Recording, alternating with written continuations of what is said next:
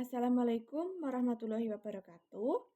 Yang saya hormati Bapak Ibu dosen, rekan-rekan mahasiswa, calon guru hebat, dan seluruh hadirin yang berbahagia.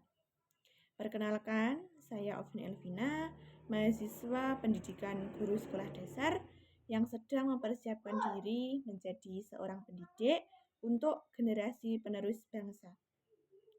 Pada kesempatan kali ini, izinkan saya menyampaikan pidato dengan judul Mengapa Anak Harus Belajar dengan Senang Hati.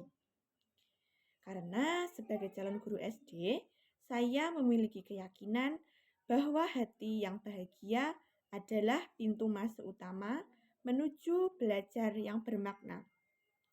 Saudara-saudara sekalian, kita semua tahu bahwa anak-anak adalah peniru ulung. Mereka belajar bukan hanya dari buku, tetapi juga dari suasana, dari lingkungan, dan terutama dari perasaan. Maka penting bagi kita, calon guru, untuk menciptakan suasana belajar yang menyenangkan dan penuh semangat. Mengapa harus belajar dengan senang hati? Karena rasa senang membuat anak-anak menjadi lebih fokus, lebih cepat menyerap materi, dan lebih termotivasi untuk terus belajar. Coba bayangkan kita berada di dalam dua kondisi. Yang pertama, anak belajar dengan penuh tekanan, takut salah, takut dimarahi. Dan yang kedua, anak belajar sambil tertawa, penuh rasa ingin tahu, dan merasa dihargai. Dari dua kondisi tersebut, mana yang lebih efektif? Ya, tentunya yang kedua. Belajar yang menyenangkan bukan berarti main-main. Justru inilah cara belajar yang berdampak jangka panjang, yang menguatkan rasa percaya diri dan rasa cinta terhadap ilmu pengetahuan.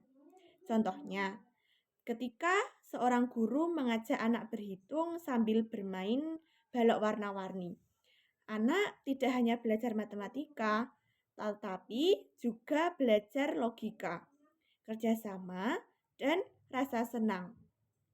Atau ketika anak-anak diajak menulis cerita, misalnya menulis cerita tentang hewan peliharaannya. Dia tidak hanya menulis, tetapi juga menuangkan imajinasi dengan gembira. Sebaliknya, jika anak belajar karena terpaksa, yang tertanam bukan ilmunya, tetapi rasa lelah, bosan, bahkan takut. Maka dari itu, tugas kitalah sebagai calon guru SD untuk menciptakan ruang belajar yang membuat anak-anak merasa aman, dihargai, dan berbahagia. Hadirin yang saya hormati, mari kita renungkan bersama. Jika kita ingin membangun generasi emas, anak-anak Indonesia yang cerdas, mandiri, dan berkarakter, maka kita harus mulai dengan cara mereka belajar. Belajar harus jadi pengalaman yang menyenangkan, bukan beban yang melelahkan. Saya mengajak kita semua, khususnya para calon guru, untuk menghadirkan senyum dalam setiap proses dalam belajar mengajar. Mari jadikan sekolah sebagai tempat anak tumbuh dengan cinta dan bahagia. Karena anak-anak belajar dengan senang hati dan hati yang senang adalah anak-anak yang kelak tumbuh menjadi pribadi yang hebat, siap membangun masa depan bangsa.